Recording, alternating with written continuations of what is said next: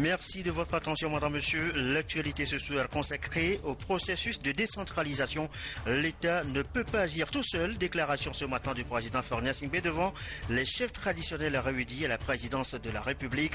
La rencontre donne le coup d'envoi d'une campagne nationale d'information et d'échange sur le projet et ses implications. Nous entendrons le chef de l'État. Le projet Piorise, projet d'urgence de réhabilitation et des services électriques. On note ça et là des réalisations. Quelle gestion en font les bénéficiaires? Comment sont entretenus ces ouvrages? Des responsables CDQ s'expriment, nous les entendrons également. Enfin, football, 4e journée des éliminatoires Cannes, Gabon 2017. La victoire tant espérée des éperviers du Togo cet après-midi n'a pas été réalisée. Le duel des rapaces avec les aigles du Carthage de la Tunisie a tourné au match nul et vierge de 0 but partout. Voilà, madame, monsieur, le sommaire, bienvenue et bonsoir à tous. Le président Fornia Singbe, debout, s'adressant aux chefs traditionnels. C'est l'image ce matin au palais présidentiel. Objet de la rencontre, la décentralisation. Le processus est long et mérite des explications et sur ses implications. Le chef de l'État s'est livré à l'exercice, invitant au passage les garants de nos us et coutumes à s'approprier l'esprit et les modalités de la mise en œuvre du projet. Le président Fornia Singbe. Permettez que je commence mes propos par quelques souhaits, d'abord des souhaits de bienvenue ici au palais de la présidence. Je crois que ça fait plusieurs mois qu'on ne s'est pas vu. J'ai vu certains, ceux qui sont à Lomé et dans ces environs, mais il y a beaucoup que j'ai perdu, que je n'ai plus revu depuis plusieurs mois, et vous dire le plaisir que j'ai à vous retrouver ici au palais de la présidence. Initialement, cette rencontre devrait être une réunion d'information entre le ministre de l'administration territoriale et vous. Mais j'ai voulu donner le coup d'envoi ici à la présidence de la République pour montrer l'importance que j'accorde à ce sujet de décentralisation qui est revenu plusieurs fois dans le débat politique sous la forme des élections locales. Nous en parlons depuis des années. Plusieurs fois, la promesse a été faite que les élections locales auraient lieu, y compris moi-même, mais on n'a jamais réussi à organiser cette élection-là. Une feuille de route a été proposée au gouvernement. Et c'est ce que nous essayons de mettre en œuvre. Mais le gouvernement ne peut pas tout seul décider. Nous sommes obligés de tenir compte des avis des uns et des autres, dont les avis des chefs traditionnels que vous êtes. Parce que cette réforme va bouleverser quand même la manière dont l'État agit et ses démembrements agissent dans vos cantons, dans vos préfectures. Donc en guise d'introduction, je dirais que si vous regardez autour de nous, tous les pays ont déjà mis en œuvre cette décentralisation. Et compte tenu des problèmes que nous avons connus, nous sommes restés un peu en marge de la réforme. Normalement, après le retour de l'apaisement dans le pays qui a été marqué par les élections législatives de 2007 et l'élection présidentielle de 2010, on aurait dû tout de suite attaquer ce chantier de la décentralisation. Cela n'a pas été le cas, nous le regrettons tous. Cela pour deux raisons. D'abord, un problème de consensus. Comment nous voyons cette décentralisation-là? Chacun avait un peu sa vision de la décentralisation, il fallait harmoniser les points de vue. À cet égard, je crois que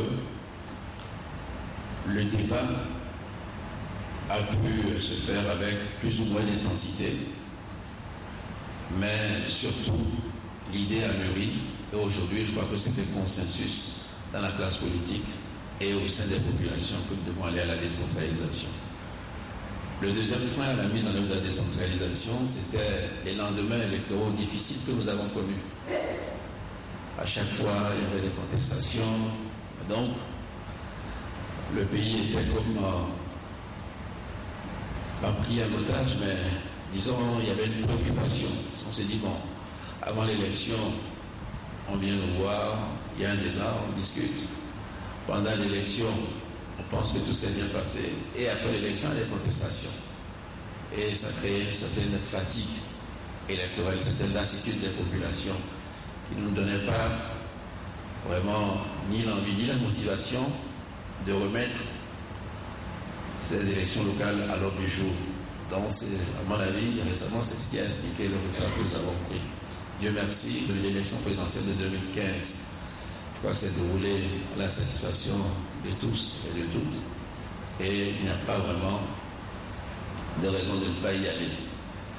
Il y a eu une hésitation de notre part parce que quand vous élisez les gens, notamment les conseils municipaux, il faut des infrastructures pour abriter les nouvelles communes, les nouveaux conseils municipaux. Et vous-même, vous voyez parfois l'état des bâtiments, des services de l'État dans vos contrées. Ces bâtiments ne sont pas toujours, comment dirais-je, ils ne font pas toujours honneur, il faut bien le reconnaître. Donc il y a un problème de rénovation de nos préfectures, de nos commissariats, de nos tribunaux. Maintenant, on va faire des élections et on a encore besoin d'autres bâtiments, alors qu'on n'a pas rénové ce qui devait l'être. Ça nous a un petit peu interpellés, on a réfléchi, et puis finalement, nous nous sommes dit que s'il faut attendre de tout régler avant d'aller à ces élections locales, nous ne le ferons peut-être jamais. Parfois, il faut pouvoir commencer dans des conditions difficiles et au fur et à mesure de notre marche, les choses vont s'améliorer. C'est le choix que nous avons fait et nous ferons tout. Nous donnerons des moyens de réussir cette entreprise-là que nous entamons. La dernière chose que je vais dire, c'est cette décentralisation. Pourquoi pour moi elle est nécessaire? Pour parler simplement, quand je viens dans certains cantons, dans certaines préfectures, ou quand je reçois certains chefs, on peut parler d'une école qui est décoiffée depuis 3-4 ans, d'un ponceau qui est cassé, qui n'a pas été réparé. Bref, des petits problèmes qui auraient pu être résolus parce que le coût de la réparation est assez faible. Donc les populations se demandent, mais pourquoi est-ce qu'on ne fait rien? Pourquoi est-ce qu'on nous oublie? La question de savoir, est-ce que c'est par manque de ressources, par incompétence, ou c'est notre organisation même qui ne nous permet pas d'être alertés et qui ne nous met pas en position de corriger ou de réparer ce qui est abîmé. Donc il y a certainement un peu de tout, mais il y a aussi une question d'organisation. Et la décentralisation nous permet d'améliorer les choses sur le plan organisationnel, que l'État soit mieux préparé à satisfaire vos besoins. Certains besoins, notamment les plus modestes, normalement on ne demandera pas à une préfecture ou à une commune de construire toute une route. C'est beaucoup trop cher, c'est au-delà de ses ressources. Mais s'il faut faire un forage, s'il faut, à la suite d'une tornade, recoiffer les salles de classe ou les maisons qui ont été détruites, je pense que, vu le montant des ressources que cela nécessite, cela peut être fait à ce niveau-là, sans être obligé de saisir l'OME, le ministre, le président de la République ou le Premier ministre. Donc il y a cet avantage-là que nous visons.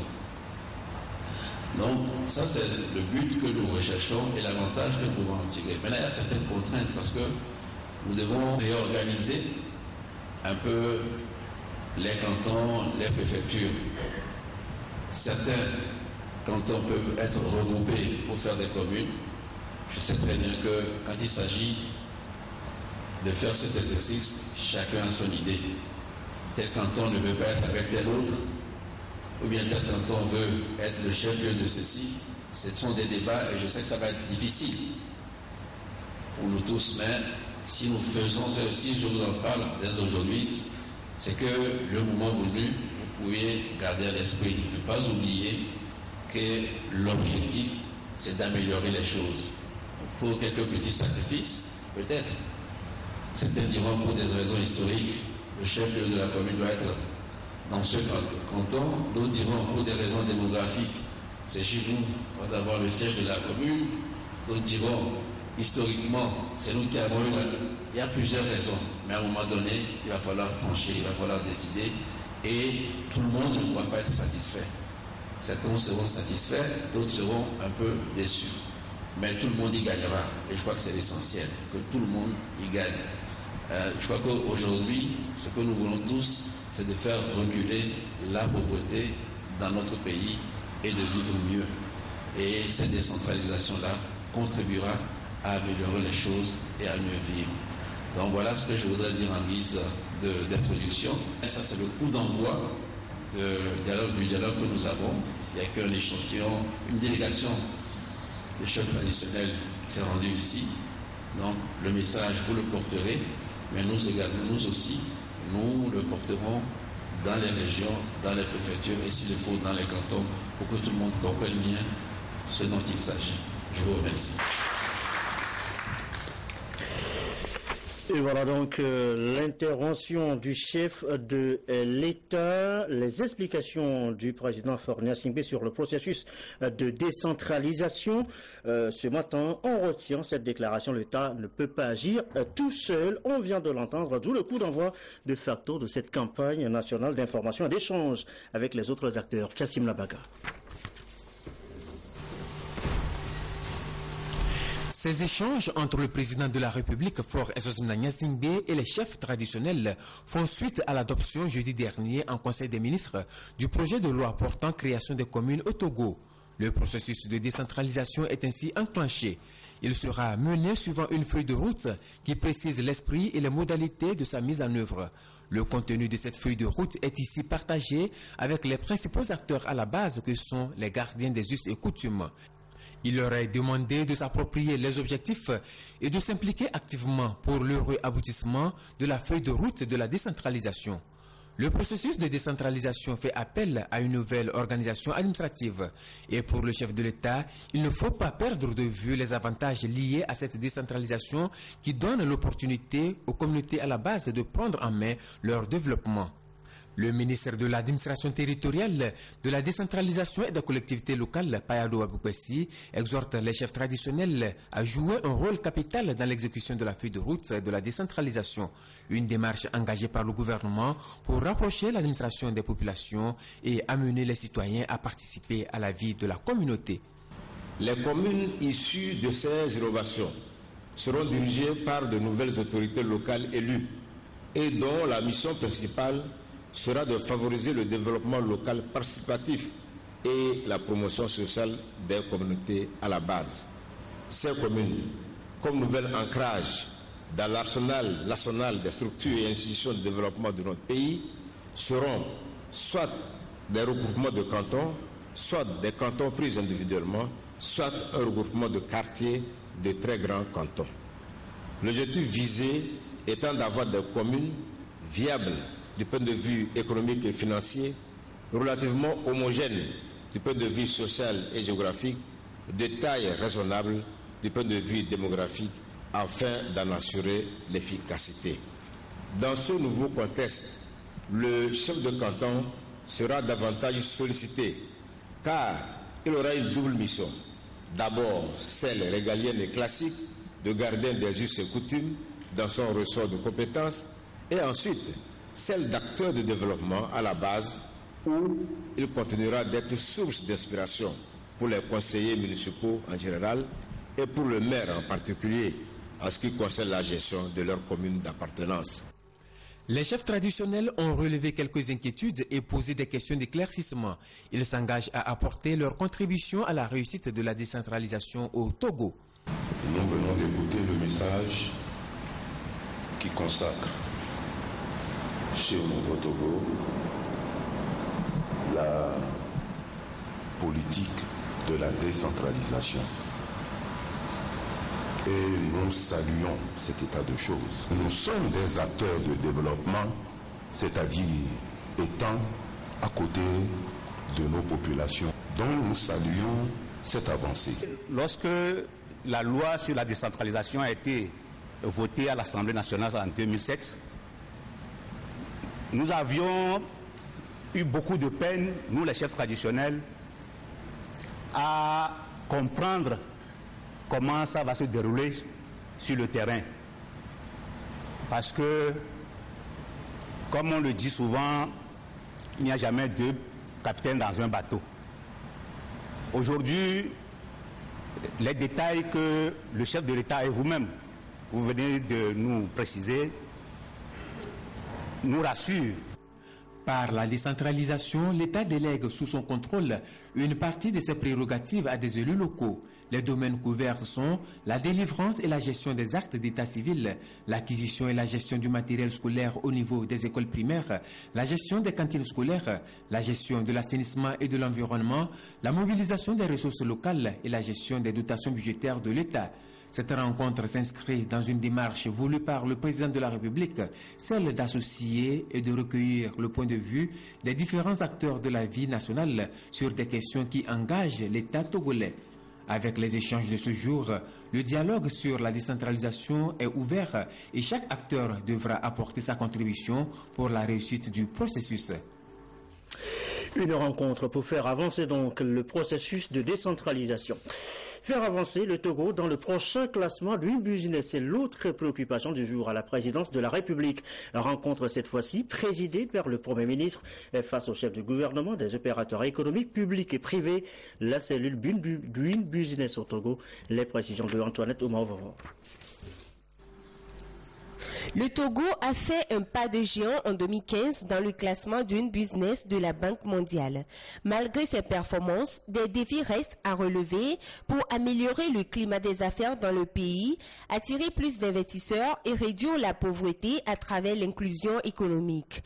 Une priorité du chef de l'État qui a placé son quinquennat sous le sceau du social. C'est dans cette perspective que se tient cette réunion présidée par le Premier ministre au nom du chef de l'État. C'est pour faire le point des avancées enregistrées par le Togo en prélude à l'arrivée prochaine dans le pays d'une mission de la cellule Doing Business de la Banque mondiale. Sur les 10 indicateurs requis, 6 sont des priorités pour le Togo, notamment la création d'entreprises, le transfert de propriété, l'obtention des permis de construire, l'exécution des contrats, le commerce transfrontalier et l'obtention des prêts. On a organisé cette réunion avec les opérateurs économiques impliqués dans l'évaluation de Doing Business pour revisiter tous les indicateurs qui rentrent dans notre évaluation, spécialement 6 indicateurs, pour que d'abord on ait la même compréhension sur ce qui doit être fait au niveau de tous ces indicateurs et prendre l'engagement de tous ces acteurs pour pouvoir réaliser toutes les actions nécessaires pour l'évaluation par l'équipe de Doing Business. La chaîne de partenaires impliqués dans ce processus est donc appelée à œuvrer pour une croissance économique inclusive tournée vers un partenariat public-privé. Chaque acteur doit pouvoir à son niveau prendre en compte les critères qui font qu'on puisse nous évaluer sur l'amélioration du climat des affaires et travailler sur ces critères pour que nous puissions avoir une avancée. Non seulement, c'est ce qu'il faut préciser, non seulement au niveau du classement du business, mais plutôt et essentiellement au niveau de l'amélioration du climat des affaires et de la vie, même du citoyen. Le chef du gouvernement a rappelé le contexte de ce projet et convié tous les acteurs à un sens de responsabilité individuelle et d'engagement afin que le Togo puisse améliorer davantage sa position lors du prochain classement Doing Business. Nous avons le devoir de créer les conditions idoines pour les affaires au Togo. Et qui dit affaires dit les hommes et les femmes d'affaires. Vous comprenez que c'est beaucoup plus le secteur privé qui est interpellé, pas interpellé en guise de convocation, mais interpellé sous l'angle de qu'est-ce qu'il faut faire en relation avec les pouvoirs publics pour l'éclosion de vos activités. C'est de créer les conditions pour un partenariat public-privé qui permette à notre pays de réaliser une croissance économique positive dans l'intérêt des populations togolaises. En voulant faire cette séance de travail avec vous aujourd'hui, c'est pour voir comment ensemble, je dis bien ensemble, nous allons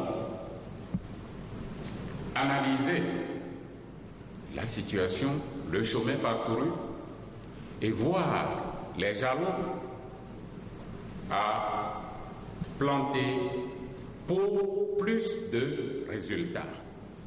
Chacun doit se dire, si ça ne tient qu'à lui, au prochain classement, le Togo doit présenter son vrai visage, qui est celui des réformes engagées, des réformes courageuses et qui commencent par apporter des fruits. Et nous voulons que ces fruits, comme l'a souhaité le chef de l'État, et comme il y travaille, que ces fruits soient redistribués pour le bien de tous les Togolais et de toutes les Togolaises. Au dernier rapport d'une business, le Togo était le 150e sur 189 États, un classement jugé peu conforme aux réformes économiques, institutionnelles et réglementaires engagées par le pays. Selon le Premier ministre, ce classement peu glorieux résulte notamment des lacunes dans la mise à jour des statistiques, la mauvaise volonté de certains acteurs et le déficit de communication. Pour le Togo, obtenir un bon score constitue une vitrine séduisante pour les investisseurs, participe à l'amélioration des indicateurs et à la mise en place des réformes bénéfiques pour les populations. Une démarche pour faire de l'inclusion économique et sociale le premier vecteur de la cohésion nationale. Économie encore, la gestion des finances publiques à fin décembre 2015, ça donne quoi concrètement à l'heure du bilan? On va en parler dans un instant, mais d'abord le plan d'action. Il est passé en revue depuis ce matin. Au final, l'exercice a pour but de disposer d'un cadre juridique normalisé, arrimé aux standards internationaux et aux normes communautaires. Carmen Madjiakapo. La stratégie des réformes adoptée en septembre 2010 prévoit 2 revues chaque année en vue d'évaluer les progrès réalisés à mi-parcours et à la fin de l'année.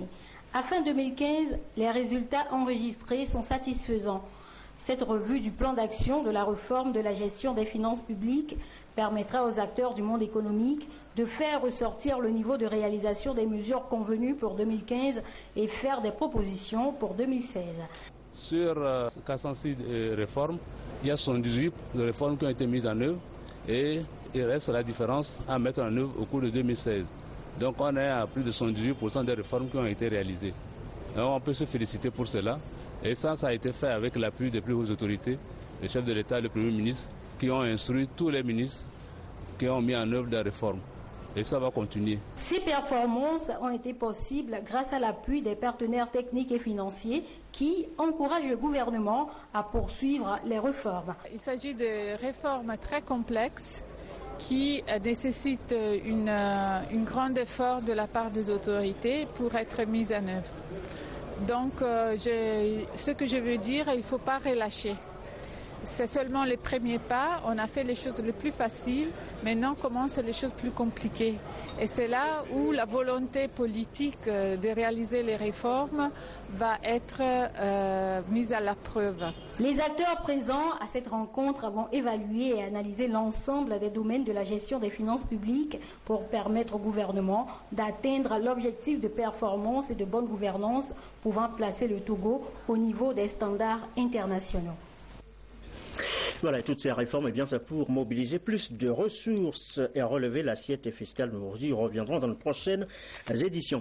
Des résultats, il y en a également avec le projet Purise, le projet d'urgence de réhabilitation et des services électriques. Des ouvrages ont été réalisés, le constat est là. Question ce soir, comment les bénéficiaires gèrent-ils ces ouvrages? Quel entretien font-ils de leurs biens? Certains s'expriment, vous allez les entendre dans ce dossier de Sylvain Aboudjou. Des infrastructures à l'instar des bassins de rétention d'eau, des forages, des installations électriques et bien d'autres encore ont été réalisés par le gouvernement à travers le PURIS, projet d'urgence de réhabilitation des infrastructures et des services électriques. Toutes ces réalisations visent la réduction des risques d'inondation, la facilitation de la mobilité urbaine et l'amélioration de l'accès aux services d'infrastructures de base. Ces ouvrages constituent des réponses aux attentes des bénéficiaires, mais seulement leur entretien reste une équation à résoudre. Ce qu'on remarque, c'est que déjà après la finition, il n'y a pas d'entretien. Entretien côté bénéficiaire. Je pense qu'il faut peut-être inclure un projet de suivi et d'entretien des infrastructures. Sinon, il ne sert à rien quand même de construire des choses et de les laisser sans entretien et puis qu'ils se gâtent après. Donc c'est mieux aussi de sensibiliser la population sur le bien fondé de ces infrastructures. Ici, au cimetière de Bekouta, par exemple, une réglementation est en vigueur pour justement gérer au mieux ce site dont la clôture a été faite dans le contexte du PURIS. La société qui est arrivée, elle s'est débrouillée pour nous payer les cadenas et que nous avons bloqué les portes pour que les gens ne passent pas partout pour faire du désordre. Quitte à nous maintenant, les bénéficiaires, de savoir gérer, en quoi faisant, en essayant d'aider le gouvernement. Plusieurs ouvrages ont été réalisés dans divers quartiers de Lomé et nécessitent l'implication des populations bénéficiaires pour garantir leur pérennité. Et justement, à Agbalpedo, les responsables s'organisent pour contribuer au contrôle des ouvrages et limiter les actes inciviques à travers la mise en place d'un comité de développement. Ce comité est composé des propriétaires des maisons riveraines du bassin. Et c'est ce comité-là, c'est les membres de ce comité qui surveillent les abords du bassin parce que après la réalisation du bassin et du collecteur et des collecteurs dirais-je, certains esprits mal intentionnés ont voulu transformer les abords en dépotoirs sauvages. En ce qui concerne le marché, nous avons le bureau, nous avons mis en place le bureau du marché qui prend soin du marché, qui entretient les abords du marché. De même que les collecteurs, chaque mois, nous ouvrons les trappes, les couvercles pour regarder si des ordures se sont agglutinés quelque part pour pouvoir les ramasser, pour que le bassin et les collecteurs puissent jouer leur rôle qui consiste à évacuer les eaux pluviales en saison des pluies.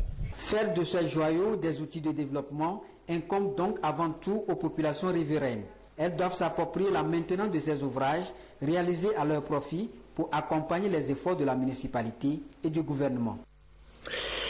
Et bientôt, le Forum national de coopération universitaire, ce sera les 5, 6 et 7 avril prochains à Lomé. Le programme complet a été dévoilé ce mardi devant les différents acteurs appelés à s'impliquer dans la réussite de cette rencontre. Sonia Menipo, Christine Pété-Kialouté. Certains diplômés de l'enseignement supérieur ou technique professionnel n'arrivent pas à s'insérer facilement dans le monde du travail. Et pour cause, l'inadéquation entre la formation et l'emploi. Elle trouve sa source parfois dans le manque d'informations sur les filières porteuses et les programmes existants. Les 23 établissements de l'enseignement supérieur membres de la Convention pour l'excellence et la valorisation de l'enseignement supérieur au Togo lancent le Forum de coopération universitaire, un cadre qui vise à partager la bonne information sur les stratégies de renforcement des capacités en vue de l'employabilité des jeunes. Il est difficile pour les élèves ou pour leurs parents de dire aujourd'hui quels sont les métiers porteurs au Togo, quels sont les métiers qui sont utiles pour le développement, quelles sont les filières de formation qui permettent d'avoir un débouché sur le marché de l'emploi.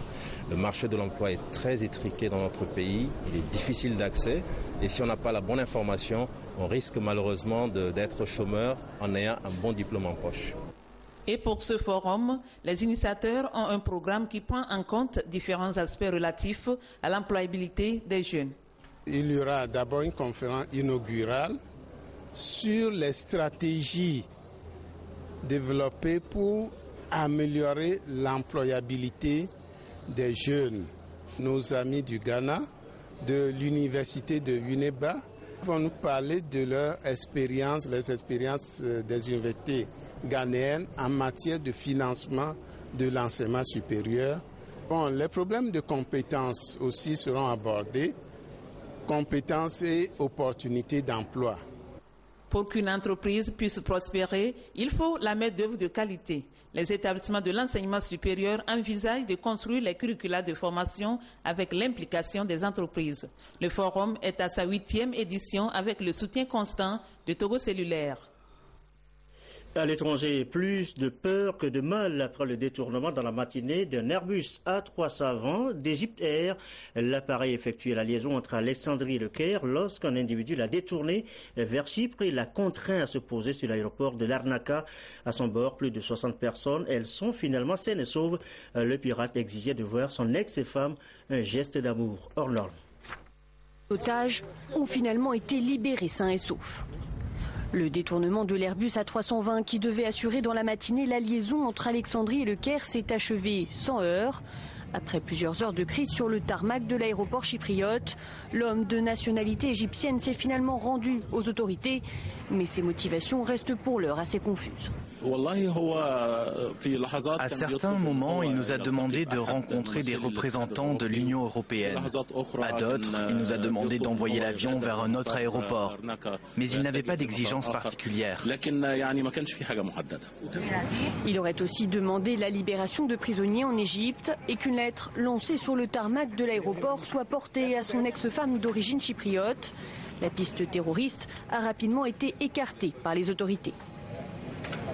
Ce n'est pas du terrorisme, mais l'action individuelle d'une personne psychologiquement instable. Peu après le décollage, le pirate de l'air menace le pilote de l'avion, affirmant être porteur d'une ceinture d'explosifs. Il s'agissait en réalité d'une ceinture factice, une information confirmée par les autorités chypriotes peu après sa reddition. L'événement remet à nouveau en cause la sécurité dans les aéroports égyptiens, car le pays est régulièrement la cible d'attaques djihadistes. En bref, au Congo-Brazzaville, la riposte de l'opposition 9 jours après l'élection présidentielle. 5 candidats ont appelé à une opération ville morte à Brazzaville et dans l'ensemble du pays pour contester la victoire du président Denis Sassou Nguesso au pouvoir depuis 30 ans. L'opposition demande aux Congolais de rester chez eux. Dans le reste de l'actualité ce soir, cette nouvelle technique de coffrage pour les maçons et les ferrailleurs, ça permet de gagner plus de temps. On va regarder tous ensemble avec Gérald Agoudjou et Nathalie Panegui. Dans un instant.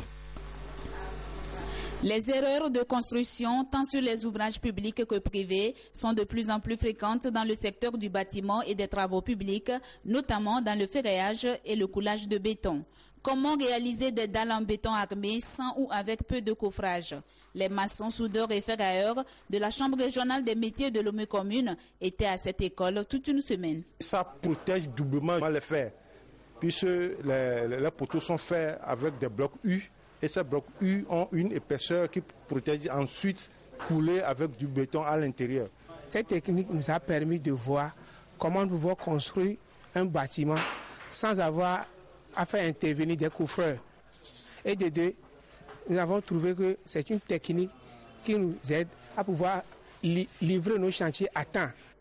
La technologie de fabrication et de mise en œuvre des nervures préfabriquées d'une manière artisanale, c'est autour de ce thème que le cabinet Garetti a mis son expertise au service de ses artisans. La technologie U consiste à remplacer les bois de coffrage par des éléments en bloc U fabriqués avec un mortier du ciment, c'est-à-dire ciment et sable. La technologie U revient moins cher. L'étude de coût montre que le coffrage avec des blocs U revient 2,5 fois moins cher que le coffrage avec du bois. Pour par exemple faire des planches en bois blanc, il faut des capoquiers qui ont 15-20 ans. Mais quand on abat ces capoquiers, ça ne repousse pas rapidement. C'est donc pour plus de professionnalisme dans ces différents métiers que la Chambre régionale des métiers de Lomé commune a initié cette formation. Les clients aussi avaient le besoin de ces prestations pour gagner sur leur budget alloué à faire des constructions. Et ça fait des économies par rapport à tout ce que nous avions comme corporation qui gère le bâtiment. Cette formation est appuyée par le Fonds national d'apprentissage, de formation et de perfectionnement professionnel FNAFPP. Il est 20h34, vous le remarquez, notre journal déborde un tout petit peu compte tenu de la densité de l'actualité ce soir. Et justement, nous l'évoquions en début de journal, la rencontre du chef de l'État avec les chefs traditionnels sur le processus de décentralisation. Voici la réaction de certains chefs de l'intérieur du pays suite justement à cette rencontre, des propos recueillis par Chassim Labaga. Actuellement, la décentralisation va rapprocher les communautés. La décentralisation est un processus qui permet aux communautés elles-mêmes de s'autogérer et d'organiser leur communauté. Ça nous permettra également de tisser des relations afin de développer plus nos milieux. C'est dans un processus où il y aura assez de collaboration et il y aura un regroupement de certains cantons pour en faire des communes. Et vous conviendrez avec moi qu'il y aura des intervenants, il y aura le préfet, il y aura le maire et ce regroupement de chefs cantons. Donc vous voyez qu'il y aura à voir quel rapport fonctionnel on peut avoir pour éviter d'avoir de petits problèmes sur le terrain. En fait, il s'agit de développer nos milieux et il n'est plus opportun qu'on puisse avoir des divergences de points de vue. Dans l'actualité, à signaler également la tournée cet après-midi de l'ambassadeur des États-Unis au Togo. C'est par la télévision togolaise que David Gilmour a commencé cette visite dans la média d'État reçu à son arrivée à la télévision togolaise par les directeurs des différents organes. Et de M. Soukwa pour le récit. L'histoire le retiendra. David Gilmour demeurera le premier ambassadeur des États-Unis d'Amérique à avoir visité et découvrir les médias publics du Togo. En poste il y a 4 mois, le diplomate américain vient de marquer un pas important aux yeux des responsables des 4 organes de presse, notamment la télévision togolaise, Radio Lomé, l'agence togolaise de presse et le quotidien national Togo Presse. Le directeur de la télévision togolaise, Kwessan Yovodevi, a, au nom des autres responsables des médias publics, salué l'excellence des relations d'amitié et de coopération qui existent entre le Togo et les États-Unis d'Amérique. Il a apprécié cette démarche qui va leur permettre de mieux connaître les opportunités qu'offrent les États-Unis aux médias dans l'amélioration de leur travail. Occasion aussi pour David Gilmour de préciser le rôle important que les médias sont appelés à jouer dans le renforcement de la démocratie au Togo. Pour renforcer la démocratie, il faut avoir une presse libre. Et la presse, les médias sont la pierre angulaire de la démocratie. Ça fait partie de l'état de droit et la transparence, la liberté d'expression. Et les journalistes, ils ont une responsabilité très importante pour dire la vérité et pour faciliter la transparence. Donc c'est un honneur pour moi de venir ici et observer le travail des journalistes et visiter les installations. L'ambassade des États-Unis, depuis longtemps, a toujours facilité les programmes d'échange, les ateliers, les cours pour les journalistes et certainement nous allons continuer avec cet effort. Vous avez mentionné les jeunes, on a beaucoup de programmes pour les jeunes et pour les femmes. Pour promouvoir la technologie, l'éducation de la technologie, l'entrepreneuriat. Ça, c'est très important pour nous parce que ça aussi, c'est un élément très important de la démocratie, l'éducation. Les échanges ont permis également à l'ambassadeur d'informer les journalistes sur les grands axes de la politique américaine au Togo. L'ambassadeur a ensuite visité les locaux des 4 organes pour comprendre le fonctionnement et la spécificité de chaque type de médias. Et dans l'actualité, il y a également cet appel à la mobilisation contre le radicalisme, le djihadisme, le terrorisme, appel lancé par les mouvements des Amazones de la République. Et c'est du lycée d'Agué que l'appel a retenti, donnant le coup d'envoi d'une vaste campagne de sensibilisation et d'un gala de football féminin sur lequel nous reviendrons dans nos prochaines éditions. Du football masculin maintenant, le football comme on le connaissait avec les hommes, avec l'affrontement cet après-midi à Kégué entre Épervier du Togo et Aigle de Carthage de la Tunisie. Un duel de rapaces qui s'est soldé par un score nul et vierge de 0 but partout. Match comptant pour la 4e journée des éliminatoires CAN Gabon 2017. Le résumé, Jean Edezi. Après leur contre-performance vendredi dernier pour le compte de la 3e journée des éliminatoires CAN Gabon 2017, les éperviers se devaient de gagner cet après-midi pour conserver toutes leurs chances de qualification dans le groupe A. Mais hélas, au coup de sifflet final, le constat est amer. Les poulains de Tom Saint-Fit sont tenus en échec par les Aigles de Carthage qui ont fait plus que de la résistance. Dans un système de 4-4-2 avec le retour de Cheikh Emmanuel Adebayor, les Togolais ont semblé dominer le début du match. Mais très vite, ils vont s'essouffler, surtout en deuxième mi-temps. Mis en confiance, les Tunisiens vont mieux gérer cette deuxième partie et c'est un score nul et vierge qui va sanctionner la rencontre. L'équipe a fait tout, on a joué comme une équipe, mais 0-0 c'est comme une défaite pour nous aujourd'hui. Le moral un peu, on a perdu. Nous sommes toujours en course et tout est possible. Maintenant on doit gagner contre Libéria et on doit gagner contre Djibouti pour qualifier. C'est un match nul, c'est mieux que de prendre un but à domicile. Nous on ne se décourage pas, on leur demande de ne pas se décourager. Et puis on va voir si on peut organiser des matchs intermédiaires pour qu'ils puissent mieux jouer ensemble, mieux se coordonner. Il ne manquait pas grand-chose pour leur réussite, mais bon, c'est le football. Mathématiquement, tout reste jouable dans ce groupe A, dominé désormais par le Libéria, vainqueur du Djibouti 2-0 et qui totalise 9 points. Deuxième, Tunisie 7 points. Troisième, Togo 7 points également. Puis Djibouti, dernier, avec 0 points. Ce communiqué du gouvernement avant de refermer cette édition du soir, le gouvernement rappelle à la population togolaise que la traditionnelle opération citoyenne Togo propre, organisée tous les premiers samedis du mois, aura lieu le samedi 2 avril 2016 de 6h à 8h sur l'ensemble du territoire national. Il invite à cet effet les autorités locales, notamment les préfets, les présidents des délégations spéciales, les chefs cantons, les chefs de village et de quartier, ainsi que les syndicats, les comités de développement des villages et des quartiers, les associations de protection de l'environnement à prendre les dispositions nécessaires pour assurer l'effectivité de cette opération. Les responsables des administrations publiques et privées sont également priés de mobiliser massivement leurs agents afin de contribuer au succès de cette journée. Voilà qui m'a fin à cette édition du soir. Belle soirée à tous.